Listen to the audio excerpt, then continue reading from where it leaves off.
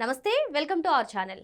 ఏదైతే ప్రభుత్వం భూసేకరణ చేస్తుందో అది మాకు ఇష్టం లేదంటూ కొందరు రైతులు వెళ్ళి జగన్మోహన్ రెడ్డిని కలిసిన సంగతి గుర్తుంది కదా. మరి తర్వాత రోజే ఒక రైతు భూసేకరణకు సిద్ధం అంటూ కూడా వెళ్ళారు. మరి ఇప్పుడు ప్రభుత్వం భూసేకరణ చేసింది. మరి జగన్మోహన్ రెడ్డిని నమ్ముకున్నటువంటి రైతులు మోసపోయారా? అసలు ఏం జరిగింది? ఇదే అంశంపైన చర్చించడానికి మనతో పాటుగా ఉన్నారు ఏపీ టీడీపీ రాష్ట్ర అధికార ప్రతినిధి అప్పసాని రాజేష్ గారు. నమస్తే సార్. నమస్తే సార్. గత కొన్ని రోజులుగా మనం చూసాం, కొందరు రైతులు వెళ్ళి మొదటి విడతలో భూ సమీకరణ మాకు ఇష్టం లేదన్నాము, ఇప్పుడు భూసేకరణ చేస్తానని చెప్పి ప్రభుత్వం చెప్తుంది, మాకు అది కూడా ఇష్టం లేదు, మీరు అండగా నిలబడండి అంటే జగన్మోహన్ రెడ్డి మేము అండగా నిలబడతాం, మేము పోరాటం చేస్తామని చెప్పి కూడా మాట ఇచ్చేశారు. మరి ఇప్పుడు చూసుకున్నట్లయితే ప్రభుత్వం భూసేకరణ చేసింది. మరి ఏంటి అసలు జగన్మోహన్ రెడ్డి మాట తప్పారనుకోవాలా, లేదంటే రైతులు జగన్మోహన్ రెడ్డి చేతిలో మోసపోయారనుకోవాలా? ఈ అంశాన్ని ఎలా చూడాలంటారు? ఇప్పుడు ఇక్కడ పిల్లికి చెలగాటం, ఎలికి ప్రాణ సంకటం అంటారు. రైతులు వాళ్ళ సర్వస్వమైన భూములకు సంబంధించిన ఇష్యూలో జగన్మోహన్ రెడ్డిని కలిశారు. జగన్మోహన్ రెడ్డిది ఏముంది అక్కడ? ప్రభుత్వం భూసేకరణలో వాళ్ళ భూములు తీసేసుకున్నా జగన్మోహన్ రెడ్డికి వచ్చే నష్టం లేదు. ప్రభుత్వ నిర్ణయానికి వీళ్ళు సహకరించకుండా, ప్రభుత్వం సీడ్ యాక్సెస్ రోడ్డు ఫామ్ చేయలేక, మాస్టర్ ప్లాన్ని ప్రాపర్గా ఎగ్జిక్యూట్ చేయలేకపోయినా వ్యక్తిగతంగా జగన్మోహన్ రెడ్డికి వచ్చే లాభము లేదు, నష్టం లేదు. ఎందుకంటే అతను 5 సంవత్సరాల పాటు ఈ ప్రాంతాన్ని, ఈ రాష్ట్రాన్ని రాజధాని లేకుండా పరిపాలన చేశాడు. ఇవాళ నిర్మాణం జరుగుతున్న రాజధాని విషయంలో కూడా అతని కంట్రిబ్యూషన్ లేదు. కాబట్టి అతను ఏం చేస్తున్నాడు? ఈ తమ సర్వస్వమైన భూమి వాళ్ళు ఒక క్రాస్ రోడ్స్లో నిలబడి ఉన్నారు. ప్రభుత్వం భూ సమీకరణకు తీసుకుంటానికి వాళ్ళని ఆహ్వానిస్తూ ఉంది. రాజధాని ప్రాంతంలో భూ సమీకరణకు సహకరించి భూములు ఇచ్చిన 29,000 మందికి పైగా రైతులు, వాళ్ళతో పాటు తాము కూడా భూ సమీకరణలో ఇవ్వటమా? లేదు, ప్రభుత్వం ల్యాండ్ ఎక్విజిషన్ నోటీస్ ఇవ్వడానికి సిద్ధపడతా ఉంది. ల్యాండ్ ఎక్విజిషన్ నోటీస్ ఇచ్చేశారు, 90 డేస్ నోటీస్ పీరియడ్ కూడా అయిపోయింది. ఇంకా అంతకుముందు కోర్టులకు వెళ్ళారు, కోర్టులో న్యాయ పోరాటం చేశారు. కోర్టుల్లో న్యాయ పోరాటాలన్నీ పరిష్కారమై ప్రభుత్వానికి అనుకూలంగా ఉత్తర్వులు వచ్చినాయి. అంటే వీళ్ళకున్న అన్ని ఆప్షన్స్ క్లోజ్ అయిపోయి వాళ్ళు ప్రభుత్వం ఏ పిలుపుకు స్పందించాలనే స్టేజ్లో ఆగిపోయి ఉన్నారు. ఇంకా అంతకన్నా వాళ్ళకి ఆప్షన్ లేదు. ఎందుకంటే వాళ్ళ ప్రభుత్వం ప్రజా ప్రయోజనాలు రీత్యా ల్యాండ్ ఎక్వైర్ చేయాలి అని ఒక నిర్ణయం తీసుకున్నప్పుడు 2013 ల్యాండ్ ఎక్విజిషన్ యాక్ట్ ప్రకారం వాళ్ళకి నష్టపరిహారం ఇవ్వటం అనేది తప్ప, ఆ 2013 ల్యాండ్ ఎక్విజిషన్ ప్రకారం యాక్ట్ ప్రకారం నష్టపరిహారం తీసుకోవటం తప్ప రైతులకి వేరే ఆప్షన్ లేదు. బలవంతపు భూసేకరణకి ప్రభుత్వం ప్రయత్నించింది అన్న అపవాదు రాకుండా ఉండటం కోసం చివరి క్షణం వరకు ప్రభుత్వం వాళ్ళతో నెగోషియేట్ చేస్తూ వచ్చింది. కానీ జగన్మోహన్ రెడ్డి, అతని అనుయాయుడు, గతంలో మంగళగిరి నుంచి 2 సార్లు శాసనసభ్యుడిగా పనిచేసిన ఆళ్ళ రామకృష్ణారెడ్డి, ఇవాళ అక్కడ వైసీపీ ఇన్ఛార్జ్గాను దొంతిరెడ్డి వేమారెడ్డి, వీళ్ళు ఏం చేస్తున్నారు? మీకెందుకు, మీరు పోరాడండి అంటే. ఇక్కడ ఒక సామెత ఉంది, అరిగిపోయేది నాది కాదు అంటే కాశీదాకా దేక్కుంటెళ్ళు నీకు పుణ్యం వచ్చుద్దని చెప్పాడంట. దేక్కుంటెళ్తే అరిగిపోయేది వీడియోలు కదా. సలహా చెప్పేవాడిది ఏముంది? వాడు దేక్కుంటే వెళ్ళి వాడు ఆ పుణ్యం తెచ్చుకుంటే అప్పుడు ఓహో ఇతను పుణ్యాత్ముడు అని చెప్పని చెప్పుకోవచ్చు. నోటి మాటతో సలహాలు ఏముంది? మీరు పోరాడండి, మీకు అండగా మేము నిలబడతామని చెప్పని గాలి మాటలు చెప్పారు. ఆ గాలి మాటలు నమ్మి గడిచిన 12 సంవత్సరాలుగా ఈ రాష్ట్ర రాజధాని నిర్మాణానికి మనకు చెప్తారు కంట్లో నలుసు, చెప్పులో రాయి అంటే ఆ విధంగా తయారయ్యారు కొద్దిమంది రైతులు. రాజకీయ ప్రేరేపితం అయ్యి, అది పొలిటికల్ అఫిలియేషన్సా, లేదు విజయవాడ సమీపంగా ఉంది, సమీపంగా ఉన్నా కూడా ప్రభుత్వం ల్యాండ్ ఎక్వైర్ చేయాలి అని చెప్పని ఒక నిర్ణయం తీసుకున్నప్పుడు విజయవాడ నగరం నడిబొడ్డునున్న భూమి అయినా సరే అది ప్రభుత్వ అవసరాలు రీత్యా ప్రభుత్వం తీసుకోవాలి అనుకున్నప్పుడు దానికి తగిన నష్టపరిహారం డిమాండ్ చేసే హక్కు ఉంది తప్ప ప్రభుత్వ నిర్ణయాన్ని ధిక్కరించే అధికారం, వెసులుబాటు లేదు. ప్రభుత్వానికి సర్వాధికారాలు ఉన్నాయి. As long as per act వాళ్ళకి ఆ నష్టపరిహారం ఇచ్చి తీరాలి. అక్కడ ఉన్న మార్కెట్ రేటుకి 4 రెట్లు అదనంగా. ఇవాళ ఇక్కడ ఎకరం 60 లక్షల ఖరీదు ఉంది మార్కెట్ రేటు. ప్రభుత్వం 2,40,00,000 రూపాయలు వాళ్ళ అకౌంట్లో డబ్బులు వేసేసింది. ఇదే ఈ వైసీపీ మాటల ప్రభావంలో వాళ్ళు పడకుండా ఉన్నట్టయితే, ల్యాండ్ పూలింగ్ వాళ్ళ భూమి ఇచ్చున్నట్టయితే వాళ్ళకి 1000 గజాలు రెసిడెన్షియల్ వచ్చేది, 450 గజాలు కమర్షియల్ వచ్చి ఉండేది. ఆన్ అండ్ యావరేజ్ 50,000 రూపాయలు గజం వేసుకున్న కమర్షియల్ రెసిడెన్షియల్ కలిపి, అంటే తక్కువ చెప్తున్నాను నేను, సుమారుగా వాళ్ళకు ఒక 7.5 కోట్ల రూపాయలు దక్కడానికి ఆస్కారం ఉండేది. మరి 7,25,00,000 రూపాయలు దక్కాయి. ఇవాళ ఏమైంది? 2,40,00,000 ప్రభుత్వం వాళ్ళ అకౌంట్లో డిపాజిట్ చేసింది. ఈ పరిస్థితి స్వయంకృతం. ప్రభుత్వం చెప్పింది మీరు నష్టపోతారు, మీరు ల్యాండ్ పూలింగ్లు ఇవ్వండి అని చెప్పని. వీళ్ళ మాటలు నమ్మి వాళ్ళేదో వీళ్ళకి తవ్వి తలకెత్తుతారు అని చెప్పని ఇవాళ వాళ్ళ మీద ఉన్న రాజకీయ అభిమానం వేరు, మూర్ఖత్వం వేరు. నీకు వ్యక్తిగతంగా నష్టం జరుగుతున్నా 2 ఎకరాలు 73 సెంట్లో 11 మంది రైతులు ఉన్నారు అంటే ఎంత చిన్న రైతులు. ఇవాళ వాళ్ళకు దక్కాల్సిన ప్రయోజనాలని వాళ్ళ ఉసురు పోసుకున్నాడు జగన్మోహన్ రెడ్డి. వాళ్ళకి 7.5 కోట్లు దక్కాలి, 11 మంది, ఒక్కొక్కరికి సుమారుగా 70 లక్షల పైగా వాళ్ళకి దక్కాయి. ఇవాళ ఒక్కొక్కళ్ళకి 20 లక్షలు మాత్రమే దక్కే పరిస్థితి. ఆల్రెడీ ప్రభుత్వం అవార్డు పాస్ చేసేసింది. ప్రభుత్వం భూమి స్వాధీనం చేసేసుకుంది.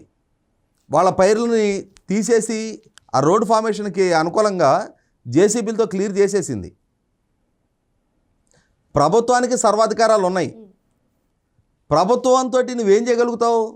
మహా అయితే కోర్టులకు వెళ్తావు. కోర్టు ఆప్షన్ కూడా ముగిసిపోయింది. అన్ని ఆప్షన్స్ క్లోజ్ అయిపోయిన వాళ్ళని మరింతగా రెచ్చగొట్టి జనరల్గా నీకు ఆప్షన్స్ ఏం లేనప్పుడు ఎమికబుల్గా రిజాల్వ్ చేసుకోవాలని చెప్పని చెప్తారు ఎవడైనా కూడా.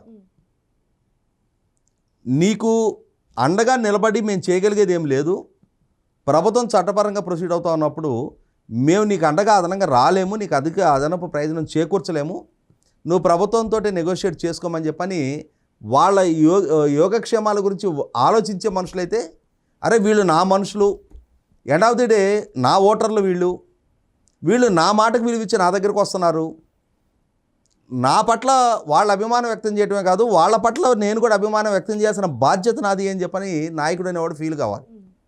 కానీ ఇతను ఏం చేశాడు జగన్మోహన్ రెడ్డి, ఆ దొంతిరెడ్డి వేమారెడ్డి, నేను ఇందాక చెప్పినట్టుగా అరిగిపోయేది వాళ్ళది కాదు కదా, వీళ్ళని దేకమన్నారు.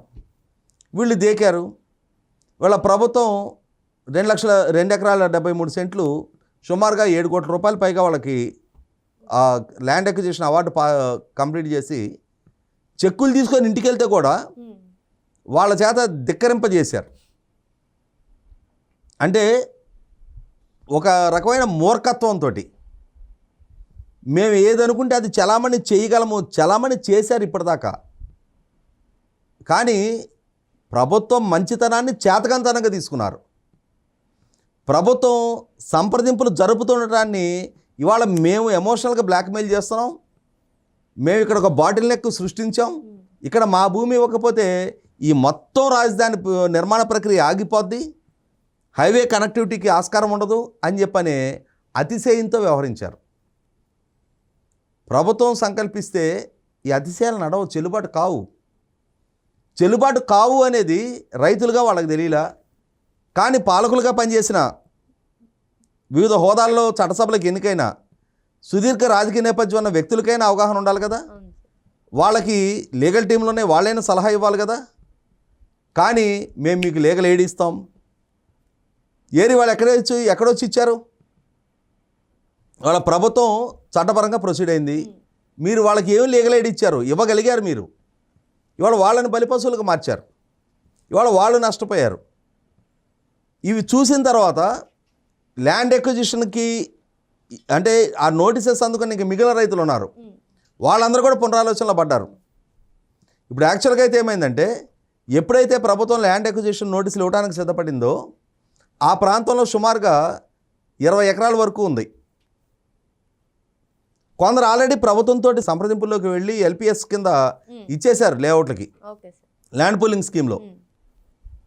ఈ 2 ఎకరాల 73 సెంట్లు దీంతో ఇంకా ల్యాండ్ ఎక్విజిషన్ చేయాల్సిన వివిధ పాకెట్స్లో ఉన్న వందలాది ఎకరాలు ఉన్నాయి. వాళ్ళందరూ కూడా ప్రభుత్వంతో కాంటాక్ట్లోకి వెళ్ళిపోయారు. ఎందుకంటే ప్రాక్టికల్ అండ్ ఇంప్రాక్టికల్.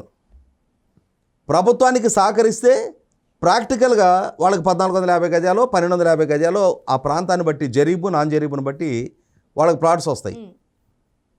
ఇవాళ ఉన్న ప్రివైలింగ్ మార్కెట్ ప్రకారం చూసుకుంటే అక్కడ వాళ్ళకి అధిక ప్రయోజనం దక్కడానికి ఆస్కారం ఉంటుంది. ఇంప్రాక్టికల్గా ఎమోషన్స్తో ఫ్లేరప్ అయిపోయి అరే మన జగన్మోహన్ రెడ్డి పాలకుడిగా లేనప్పుడు ఈ ప్రభుత్వానికి మనం ఎందుకు సహకరించాలి అని చెప్పని ఇంప్రాక్టికల్గా ఆలోచన చేస్తే జరిగే నష్టం ఏంటనేది వాళ్ళ వీళ్ళకు వచ్చిన అవార్డు చూస్తే అర్థమవుతుంది.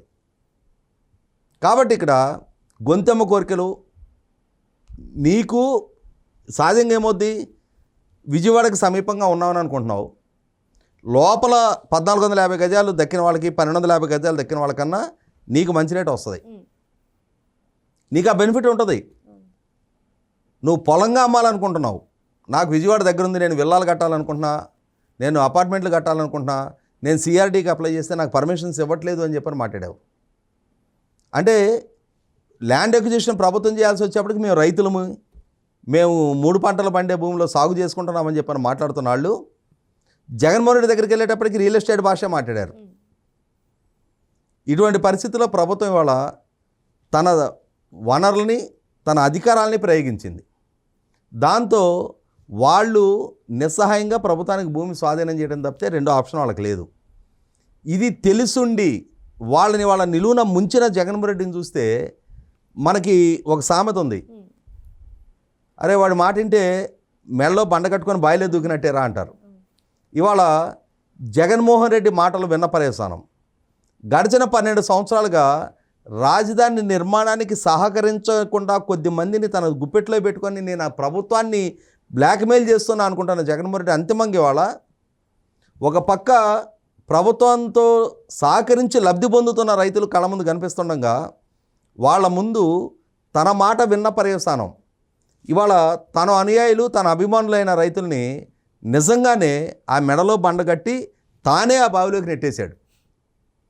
కాబట్టి ఇవాళ రిలీజ్ అయిన మిగిలిన రైతులు ఈ 2 ఎకరాల 73 సెంట్ల వాళ్ళ అనుభవం కళ్ళ ముందు కనిపిస్తుండగా మొత్తంగా వాళ్ళ ల్యాండ్ పూలింగ్లో ముందుకొచ్చి ప్రభుత్వానికి భూములు ఇవ్వడానికి సహకరిస్తున్నారు. కాబట్టి ఏంటంటే వీళ్ళని బలిపశువులుగా మార్చిన జగన్మోహన్ రెడ్డి ప్రభుత్వ పర్పస్ను కూడా చాలా స్మూత్గా ప్రభుత్వం ఇష్యూస్ని అన్నింటిని రిజాల్వ్ చేసుకోవడానికి మిగిలిన అన్ని పాకెట్స్లో ఉన్న భూముల్ని ల్యాండ్ పూలింగ్లోనే వాళ్ళు ఇవ్వడానికి అతనే మార్గం సుగమం చేశాడు.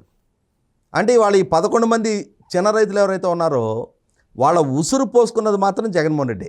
ఓకే సార్, మరో అంశంతో మళ్ళీ కలుద్దాం. Thank you sir.